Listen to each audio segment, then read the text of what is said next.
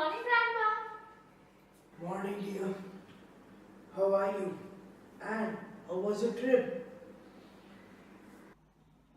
I'm more than fine. I had a lot of learning too. How have you been? I had a tough time. Without you for so many days, it was difficult. Oh, Granny, I missed you too. Wait, I'll show you pictures of my trip.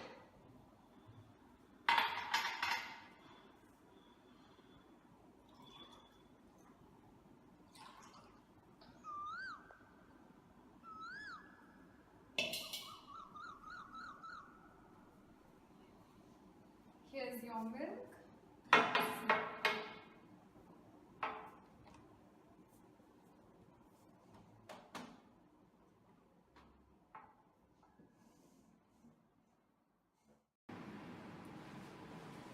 Can you see it? Yes, I can. Grandpa, do you know the common link between Berlin, Dresden, Prague, Budapest, Bratislava, and Vienna was the World War II and its effects?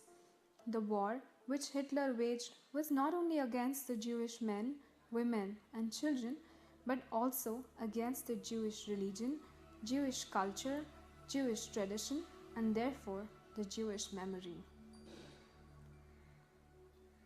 These cities suffered major losses, economically as well as socially. Still, there are buildings which have remains and marks from the past. Structures were restored in neoclassical and Baroque styles, or else were completely brought down and modern architecture was practiced, influenced and inspired by the Bauhaus movement. Every city had memorials dedicated to the cruel past. Jewish quarters have become a touristic place. People don't talk about each other's religion out of social courtesy. They have moved on and the past has been forgiven but will never be forgotten.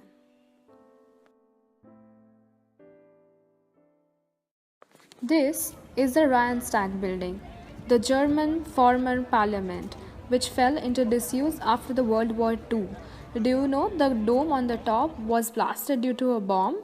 And that is why it is replaced by a glass dome. Glass because it represents transparency between the people and the government. Isn't it an amazing idea? This Brandenburg Gate and the Academy of Arts were the only two buildings which survived the World War II. It still has the bullet marks on the columns. The irony is that it was meant for the Nazi army to pass through it victorious, but instead the Napoleon army passed through it.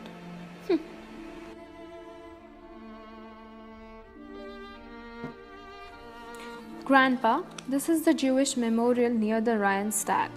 It represents a cemetery. It represents a mass of people which had died. There is a feeling of disorientation as the Jews felt when they were thrown in trains and taken to the camps. When we walk in and the blocks are higher than the head, then you feel trapped. I really like this one. What do you think? I think it's a good representation.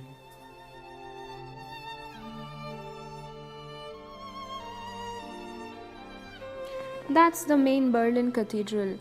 All the black marks that you see on the cathedral are due to the bombings in 1940s by the Allied groups. Even the windows were broken and combustible liquids entered the roof lantern of the dome, burning it.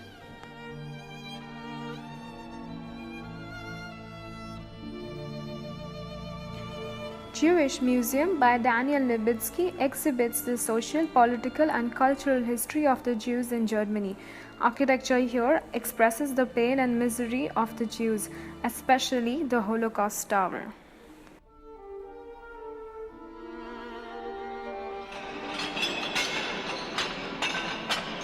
Grandpa, are you okay? Yes, I'm fine. That is a Josefo, a Jewish ghetto in Prague. Hardly people stay here today. The old new synagogue and the cemetery are the only places that people come here to visit. Each grave has bodies of more than 30 people due to space restrictions. This is the Great Synagogue in Budapest. It is the biggest praying center in the whole of Europe for the Jews and the second largest in the world. I'm surprised that it survived the World War II. Grandpa, we also visited this concentration camp in Mauthausen near Vienna.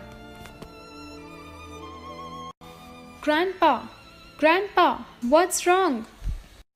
Child, it's time I tell you about the ordeal I endured as an adolescent, at an age when one's knowledge of death and evil should be limited to what one discovers in literature.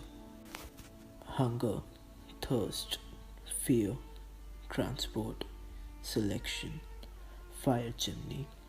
These words have intrinsic meaning, but in those times they meant something else. The inscription on wire fence read, "Warning, danger of death." What an irony! Was there here a single place where one was not in danger of death? We were not permitted to bend down. We took out our spoons and ate the snow off the neighbor's back. A mouthful of bread and a spoonful of snow. Some died because of the poisonous gases. Some were thrown in a valley, or they were starved to death, or they died at the boundaries. Jews were not only killed twice, but were also denied burial in a cemetery. My survival was nothing more than a chance.